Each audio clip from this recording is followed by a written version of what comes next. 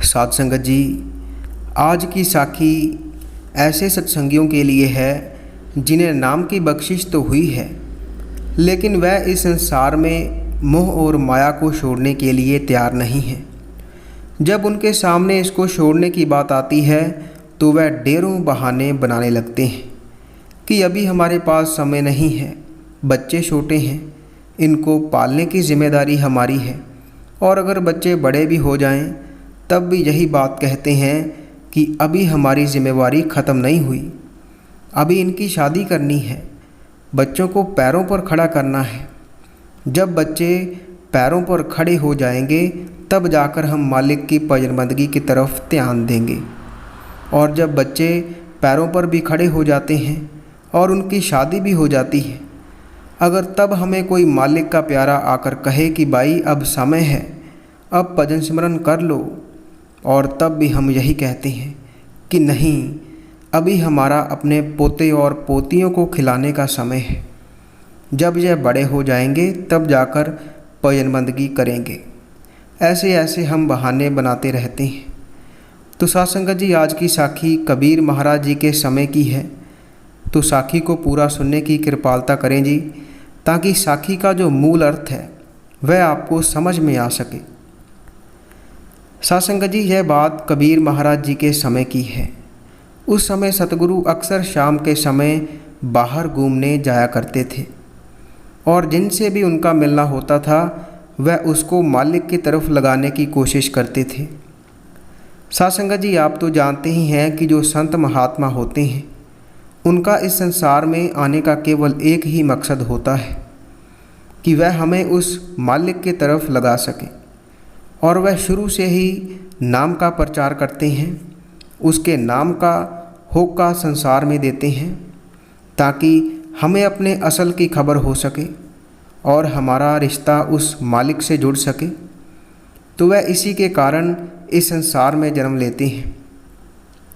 इस माया की नगरी में केवल हमारे लिए ही आते हैं, हमारा उद्धार करने के लिए ही आते हैं। तो साध संगत जी, सतगुरु जब शाम को सैर करने जाया करते थे तो जिस रास्ते से वह जाते थे उस रास्ते में एक बूढ़े बुजुर्ग का घर आता था, और वह बुजुर्ग शाम के समय अपने घर के बाहर बैठ जाता था। तो उसका मिलना सतगुरु से हो जाता था। तो सतगुरु जब उस रास्ते से जाते थे तो उसका हाल चाल पूछ कर जाते थे, और उसे यह कहकर जाते थे कि भाई, मालिक का नाम जप लिया कर, उस मालिक की भजन बंदगी कर लिया कर। और सतगुरु का उससे प्यार पड़ गया था, क्योंकि हर रोज़ उससे मिलना होता था। जब भी सतगुरु सैर करने जाते थे तो वह अपने घर के बाहर बैठा होता था, तो सतगुरु अक्सर उसे बुलाकर जाया करते थे, और यही बात बार बार कहकर उसे जाया करते थे कि भाई, मालिक की भजन बंदगी कर ले। तो जब सतगुरु उसे यह बात कहते थे तो वह आगे से कहता था कि मेरे ऊपर जिम्मेदारियां बहुत हैं, बच्चे नादान हैं, गलती कर बैठते हैं, इसलिए सब कुछ मुझे ही देखना पड़ता है। तो मुझे समय ही कहाँ मिल पाता है कि मैं मालिक की भजन बंदगी कर सकूं। जब बच्चे अपने पैरों पर खड़े हो जाएंगे, मेरे कारोबार को संभाल लेंगे, और मेरी जितनी भी ज़मीन है उसकी देख रेख करने के लायक बन जाएंगे, तब जाकर मेरी परेशानी दूर होगी, तब जाकर मैं उस मालिक की भजन बंदगी करूँगा। वह अक्सर ऐसा ही सतगुरु को कह देता था। तो सतगुरु जब भी जाते उसका हालचाल जरूर पूछ कर जाते, और उसे यही बात बार बार कहकर जाते थे। तो सतगुरु ने उसे यह कह दिया था कि जब तेरी जिम्मेदारियां ख़त्म हो जाएंगी, जब तुझे लगेगा कि अब मैं उस मालिक की भजन बंदगी कर सकता हूँ, तब मुझे बता देना, क्योंकि मैंने तुम्हारा उद्धार करने की जिम्मेवारी ले ली है। तो जब तेरे बच्चे पैरों पर खड़े हो जाएंगे तब मुझे बता देना। तो ऐसे ही कुछ समय बीत गया, और वह जो बूढ़ा किसान था उसके बच्चे पैरों पर खड़े हो गए, उसकी ज़मीन की देखरेख करने लग गए। तब कबीर जी फिर उससे मिले और उसे कहने लगे कि भाई, अब तो तेरे बच्चे भी पैरों पर खड़े हो गए हैं, और तेरी जो ज़मीन है उसकी देख रेख करने लग गए हैं। तो अब तो मालिक की तरफ ध्यान दे। ज़्यादा से ज़्यादा समय उसकी पजरबंदगी को तुझे देना चाहिए। तो जब ये बात सतगुरु ने उस बूढ़े किसान से कही तो उसने सतगुरु से कहा कि माना कि बच्चे अपने पैरों पर खड़े हो गए हैं और मेरी ज़मीन की देखरेख करने लग गए हैं, लेकिन अभी भी मेरी जिम्मेवारी कम नहीं हुई है। अभी इनकी शादी करनी है। तो जब इनकी शादी हो जाएगी तब जाकर मेरी जिम्मेवारी थोड़ी कम होगी, तब जाकर मैं पजनबंदगी कर पाऊँगा। तो सतगुरु मुस्कुरा पड़े और वहाँ से चले गए। तो उसके लड़कों की शादी भी हो गई, सब कुछ हो गया। और एक दिन कबीर जी फिर उस रास्ते से जा रहे थे और वह बुजुर्ग बाहर बैठा हुआ था। तो कबीर जी ने उससे उसका हालचाल पूछा और कहा कि अब तो तुम्हारे लड़कों की शादी भी हो गई है, और जैसे तुमने कहा था कि जब लड़कों की शादी हो जाएगी तब मैं उस मालिक की तरफ ध्यान दूंगा, तो अब कौन सी परेशानी है। तो उसने कहा कि अभी बहुत समय पड़ा है और अभी अभी बच्चों की शादी हुई है, और अभी तो मुझे अपने पोते और पोतियों के साथ खेलना है, पोते और पोतियों को खिलाना है, उनसे खेलना है। तो जब सतगुरु ने उसकी यह बात सुनी, सतगुरु समझ गए थे कि मन माया से ग्रस्त हो चुका है। तो सतगुरु वहाँ से चले गए। तो कुछ महीनों बाद सतगुरु फिर वहीं से गुजरे और वह बूढ़ा बुजुर्ग वहाँ पर नहीं था। सतगुरु ने उसके घर जाकर पूछा कि जहाँ जो आपके पिताजी बैठते थे वह कहाँ है। तो उन्होंने देखा कि कबीर जी आए हैं। तो उन्होंने कहा कि वह तो कब के चले गए, उनकी मृत्यु हो गई। और सतगुरु ने कहा कि वह मेरे मित्र थे, इसलिए मैंने आपसे पूछा कि वह कहाँ पर हैं।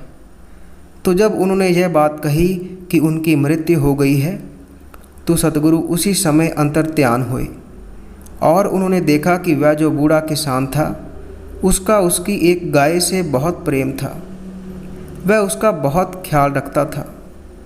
तो वह उसके पेट में उस गाय का बच्चा बना हुआ है। तो जब सतगुरु उस गाय के पास गए तो उन्होंने बड़े ही प्यार से उस गाय पर हाथ रखा और चले गए। तो कुछ दिनों बाद जब सतगुरु फिर उससे मिलने गए और उसका हालचाल पूछने गए, सतगुरु ने उसके ऊपर हाथ फेरते हुए कहा कि क्या हालचाल है। तो उसने कहा कि मैं ठीक हूँ।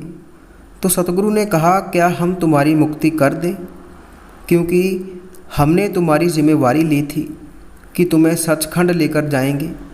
तो उसने कहा नहीं सतगुरु, मुझे ऐसे ही रहने दे, क्योंकि मुझे अपने पोते और पोतियों को देखना है और इसी बहाने मैं इनके पास तो रहूँगा। तो सतगुरु यह सुनकर मुस्कुराकर वहाँ से चले गए। तो कुछ दिनों बाद उसकी मृत्यु हो जाती है और वह एक कुत्ता बन जाता है।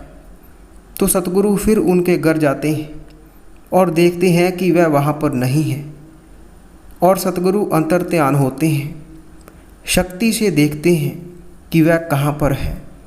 तो देखते हैं कि वह अब कुत्ता बना हुआ है और जो उसकी ज़मीन थी वहाँ पर बैठा हुआ है।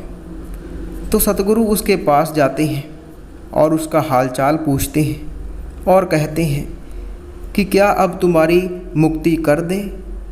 तो वह कहता है नहीं, मेरे जो बच्चे हैं वह घर की देखभाल नहीं करते और उनको कोई परवाह नहीं है, तो मुझे ही देखना पड़ता है कि कोई चोर आकर इनका कोई नुकसान ना कर जाए, कुछ चोरी कर कर ना ले जाए, तो मुझे ही इनकी रखवाली करनी पड़ती है। तो सतगुरु फिर वहाँ से चले जाते हैं और उसके बाद वह एक सांप की जुन्नी में चला जाता है और सांप बनकर जो उसके घर का धन होता है उसकी रखवाली करनी शुरू कर देता है। और एक दिन जब घर वालों को पता चलता है कि घर में सांप है तो घर वाले उसे मार डालते हैं, तो उसकी मृत्यु हो जाती है। तो वह एक कीड़े की जुन्नी में चला जाता है और उसी घर की नाली का कीड़ा बन जाता है। तो सतगुरु फिर उसी घर में जाते हैं और अंतर्ध्यान होते हैं, देखते हैं कि वह कहाँ पर है। तो सतगुरु को पता चलता है कि वह कीड़े की जुन्नी में है। तो सतगुरु के साथ उनका एक शिष्य होता है। सतगुरु उसे कहते हैं कि यह जो नाली में कीड़ा है इसे बाहर निकालो, तो वह उनका हुक्म मानकर उस कीड़े को बाहर निकाल कर रख देता है और सतगुरु उसे हाथ पर उठा लेते हैं और उसका हालचाल पूछते हैं कि अब कैसा है। तो वह कहता है कि बहुत बुरा हाल हो रहा है, अब मुझे आप मुक्ति दे दो, अब मुझे और यहाँ नहीं रहना। तो सतगुरु उसकी यह बात सुनकर उसी समय उसे मुक्ति दे देते हैं और उसका उद्धार कर देते हैं।